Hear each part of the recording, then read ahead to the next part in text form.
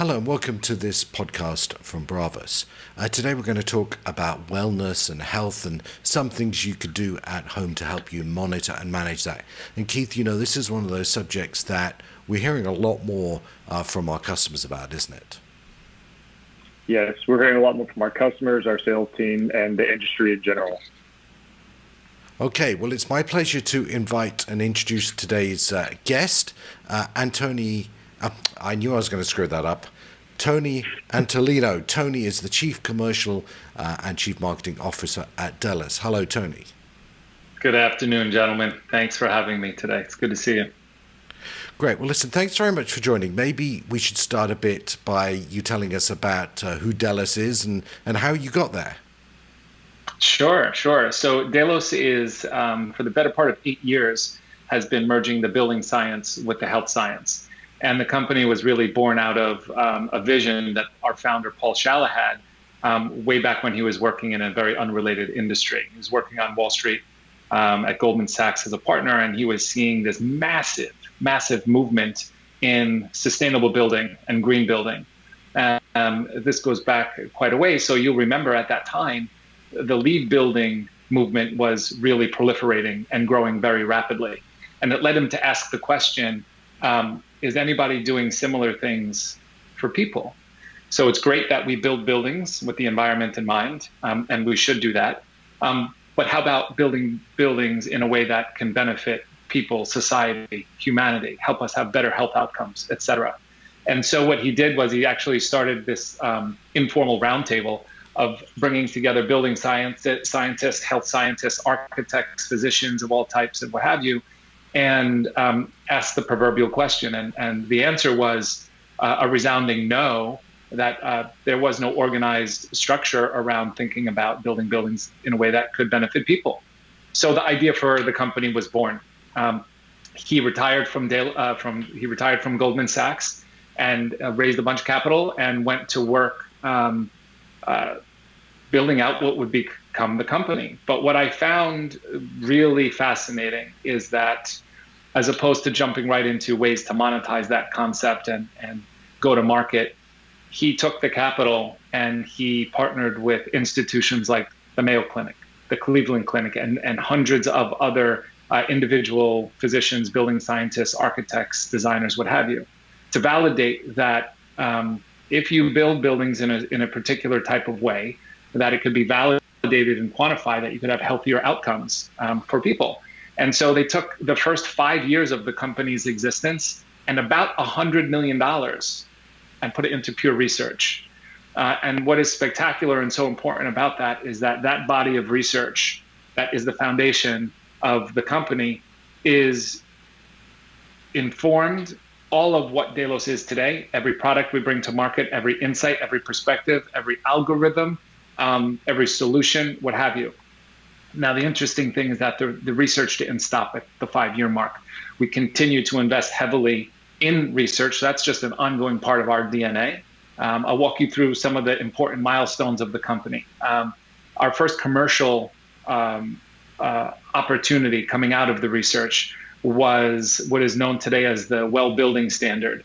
And with a fantastic vision like this, Paul decided that this is something that needs to be attainable and usable by everyone.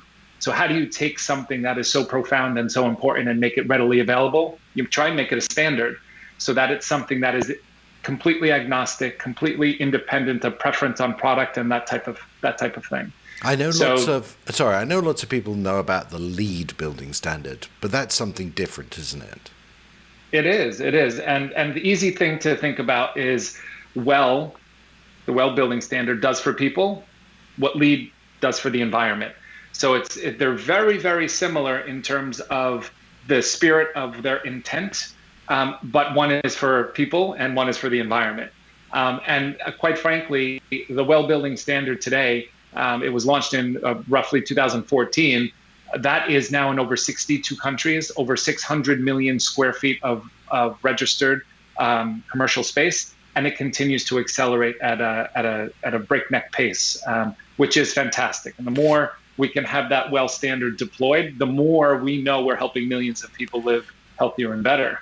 So let's zoom in a bit. What is in that well standard? When you think about wellness and a home, particularly where we're focused, what are the areas you should be thinking about?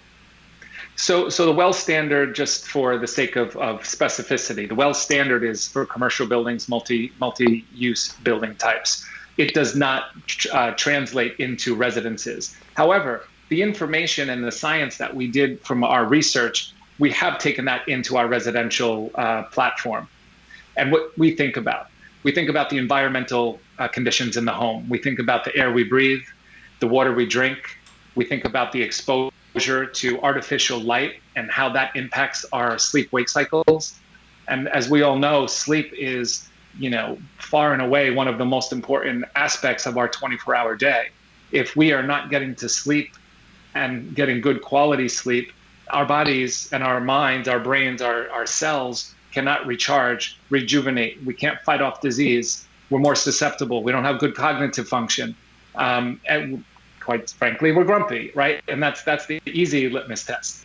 But we have taken a really careful and scientific look at how all of those environmental elements in the home have an effect on us as people. And we have developed evidence-based, research-based solutions that remediate those environmental concerns in the home so that someone can have their home actually be a catalyst for improving the health and well-being of themselves and their families simply by living in their house the same they would have without our systems in the home. So those are some of the things that we're really encouraging all of our consumers at large and our dealer partners to be thinking about. I guess we have to say, with COVID, coronavirus, has any of that changed? Has it become more important, or is it just along the same line you were already working? No, it is completely catapulted the company further, faster than we could have ever imagined. Now what I would tell you is this. Before COVID, the macro trend for home wellness was significant. And market research told us that over 70% of consumers knew that their home could be either helpful or harmful to themselves and their families. They just didn't know what to do about it. Now with COVID, as consumers, we've all had to become overnight experts on air quality, on surface contamination, on so many aspects of how to bolster our immune systems and try and stay healthy for ourselves and our families. And so with that, Delos has really bubbled up to the top of mind as the ways in which, at a very affordable price point, from entry-level apartment living, entry-level home buying prices, all the way up through luxury and ultra-luxury, this is a very attainable, affordable way in which you can improve the indoor environment and help the body be more resilient, boost your immune function, give you better quality sleep-wake cycles and what have you. So let's talk a bit about Darwin. What is Darwin and where did it come from? So Darwin was born out of thinking about how we could use technology to better provide a passive experience and a passive process for making sure that the indoor environment of the home is providing an optimal environment for the human condition. And so using the same research and body of work that is so foundational to the company, we set forth to create a proprietary software platform that will leverage algorithms that we've built using our research and our science that talks to third-party products to monitor and calibrate the indoor environment to make sure that it's always operating at an optimal environment for you. So let's give a couple of examples of what that means.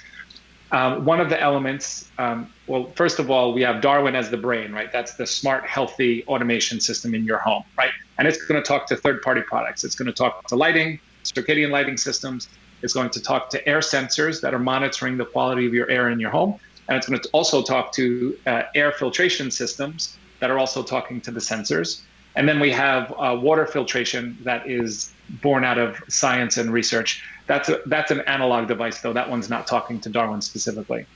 And then we've got a number of comfort features. But let's zoom in on air. It's something that's on the top of all of our minds right now, and it's a great way to illustrate how the system works. So there are air quality sensors that are installed in the home. Those air quality sensors are monitoring the quality of the air in real time. When the system detects that the air quality has gone below a preset threshold that our science tells us is not optimal for the human condition, our algorithms speak to the air filtration system.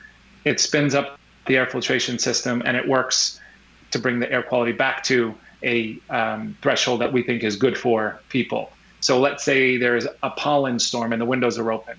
That's going to be something that we're going to remediate and resolve. If somebody was painting, TBOCs, things of that nature.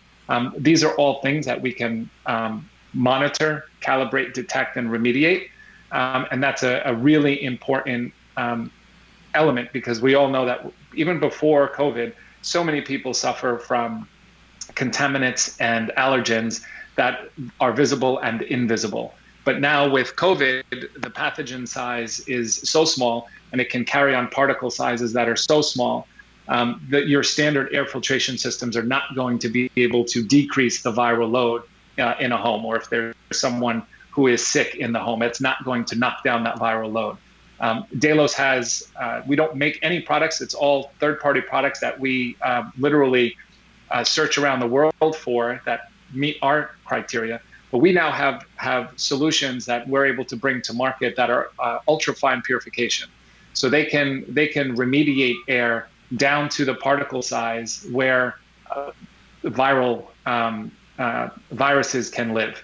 And so now we know that with certain air filtration systems, we can actually decrease the viral load in an environment, in an apartment, in your home, and then ultimately out into commercial spaces as well. But for the sake of this conversation, we'll keep it to the home. So that's a little bit of background and context for how the system works and how it's actually relevant to what we're all living through today as we are confined to our homes more than ever before. I want to dig down into a couple of things you said, because you talked a lot of great stuff there. The first one I sort of picked up was about integrating with other platforms. So we have, our clients tend to put Control 4 or Savant or Elon or Crestron in and have a control system that runs their home. Do you work with those? Do you talk to those? How do you connect with those sorts of systems?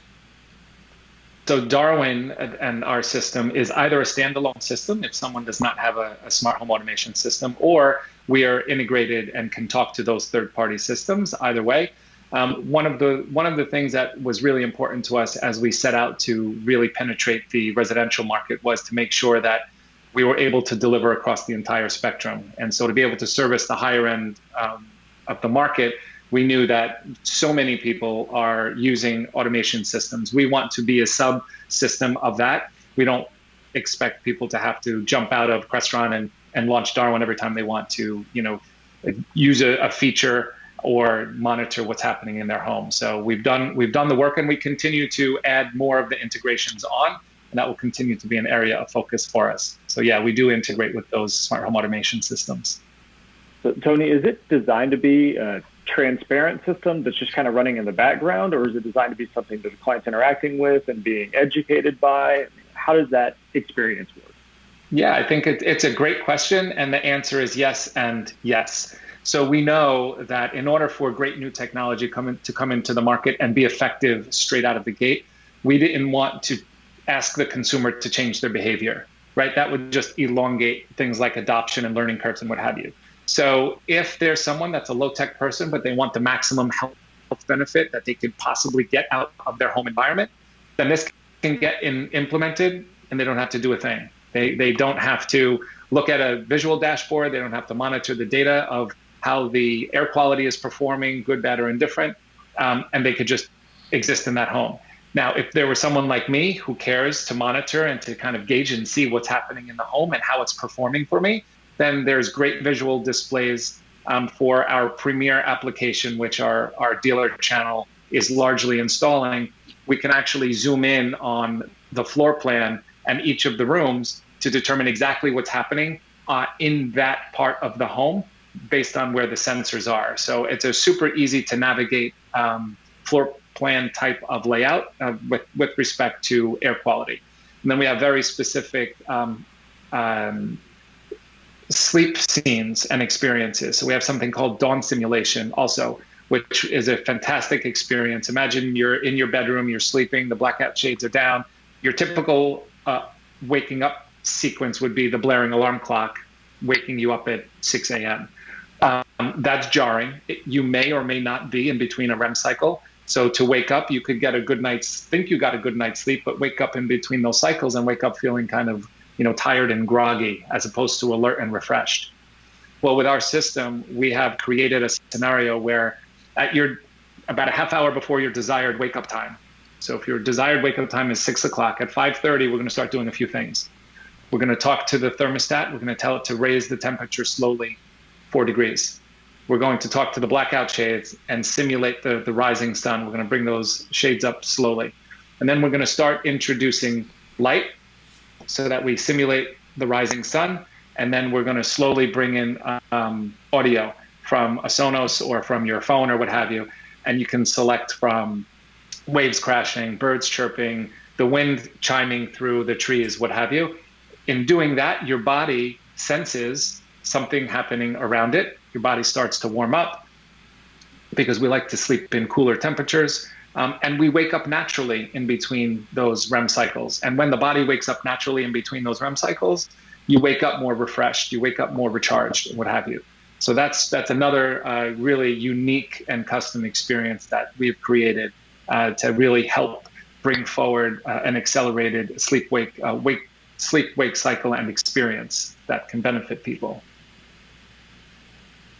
Yeah, it's fantastic. It's that integrated technology that makes it so powerful. Just the things you couldn't do as a standalone because you work with everything else, you can deliver a really unique experience.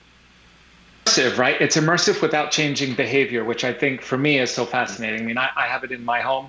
I just did some construction the end of last year, so it was a great opportunity for me to do the implementation. I've done the implementation, and I tell you, the air quality you see immediately. I live in the Northeast. I'm in New York, a suburb of New York City, and the air quality inside now versus before is night and day.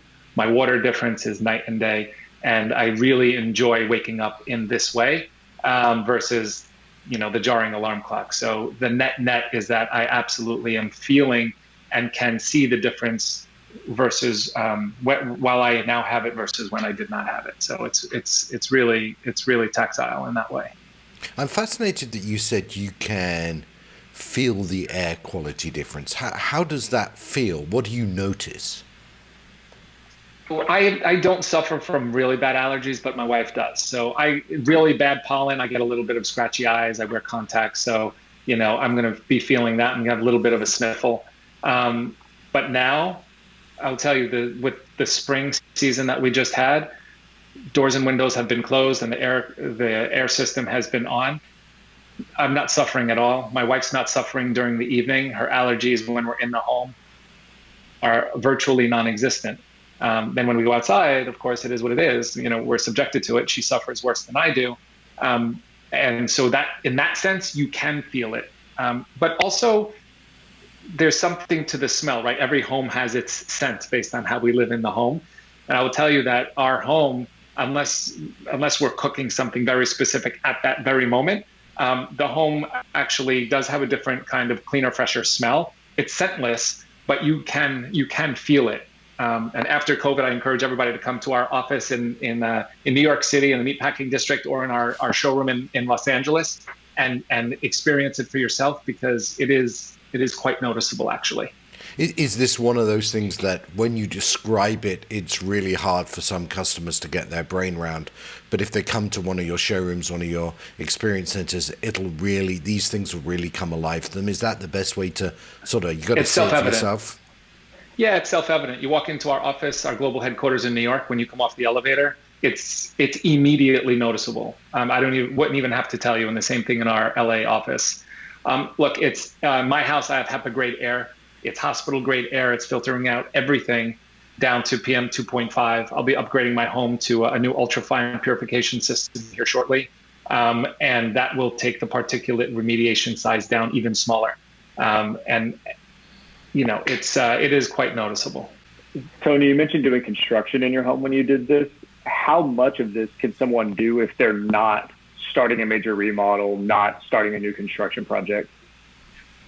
Question, actually. So there's different levels of integration and activation, as we call it. So we have a system that can be with no construction whatsoever. So these are products that can be easily implemented into the home. They're standalone air filters that can literally occupy a small footprint in a room. The lighting is retrofittable. The software is easy. There's a hub and an app that gets downloaded to someone's phone or tablet. And the water filtration is literally a plumber installing something at the water main or under sink. So that's really not construction, right? All the way through to a full integration, right? So the air filtration integration, I wouldn't even consider that to be heavy disruption, because the system is a bypass configuration. So it's going to just duct into the existing ductwork. So that's an easy implementation by your HVAC trade. The air quality sensors, we have two different types. I was doing construction in my house, so I did a recessed sensor. So if you guys are obviously familiar with a TrueFig panel, so we have our sensor box built into a TrueFig panel. So my drywall guy installed that panel as part of the drywall process. I pre-wired the wiring to that box. I home runned it to where I was going to put my hub, and it was that easy. Now, if we're not doing construction, then there's a surface mount air quality sensor. And that can either go like on a night table or can go on the wall by the thermostat or something to that effect. So we really can do something in a very light touch, no touch retrofit environment, or we can do a full integration. Now, let me point this out. If we were going to do a full integration, if somebody was going to go on vacation for a week or two and the trades were to come in and do this, it's really not very disruptive to the existing home.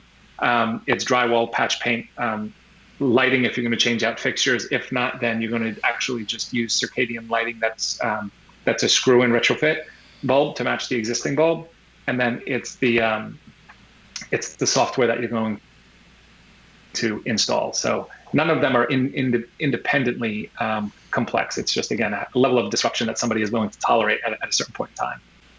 So if someone was going to dip their toe in and said, well, I want to do some of this, but I don't know I want to do all of it, where would you suggest they start? What's the first thing to look at? Yeah, I say you start in the rooms that you use the most, right? So it's typically going to be the master bedroom and the ensuite scenario. And then it's going to be your like family room or common living space. Those are typically the two areas that we're going to say activate those spaces. Sleep is so important that we always guide to the master bedroom. We want people to get the maximum benefit out of improving their sleep-wake cycles. If we can help them improve their sleep-wake cycles, they're going to feel a big difference day to day. Even when you go to work, well, I was going to say when you go to work and leave your house, but right now we're all kind of confined. But when we get back to normal, it's that concept of how can this be taken with you throughout the day? How can you feel better throughout your life? How can you elevate your overall wellness and well-being as a result of this? So we say always start in the master bedroom, and then we build out from there. If you have a couple of kids, you may want to put the systems into the kids' bedrooms or in-law suite or whatever the case might be. But everything emanates from the master for us. You mentioned working from home. Talk about how health affects productivity and how Delos can help with that. Again, it really ties back to sleep-wake cycles, anxiety, stress, and the effect that has on the body, right? So the past several months have been incredibly uncertain for everyone. Between our home life, we worry about our parents, we worry about our spouses, our brothers and sisters and aunts, uncles, children, what have you. And that's a heavy level of anxiety. That affects how we can go to sleep. We're probably on our devices more than we ever have been before. I know my work hours are so long, so much longer than they were when I traveled to the office. I'm on my computer, my phone deep into the evening. I do things like use night shift. It's these little things that take the blue light out of the screens that I'm interacting with that allow my body to start producing melatonin earlier in the day so that when I'm ready to shut it down and go to sleep, that my body is prepared to allow me to go to sleep. Because if I'm not producing melatonin, I'm going to have a hard time going to sleep. And the blue light that comes from our phones, our displays, or what have you, is suppressing that melatonin. So throughout the experience that we can bring into the homes, we are able to help people, again, improve their sleep-wake cycles. That improves cognitive function and productivity. So you wake up feeling refreshed day over day over day. You're going to feel more alert. You're going to be sharper. You're going to be more astute. You're going to have better cognitive function. The net effect is better productivity, right? The other huge benefit is that by doing that, you're giving your cells the opportunity to recharge overnight. And those are the types of things that you need to help boost your immune system.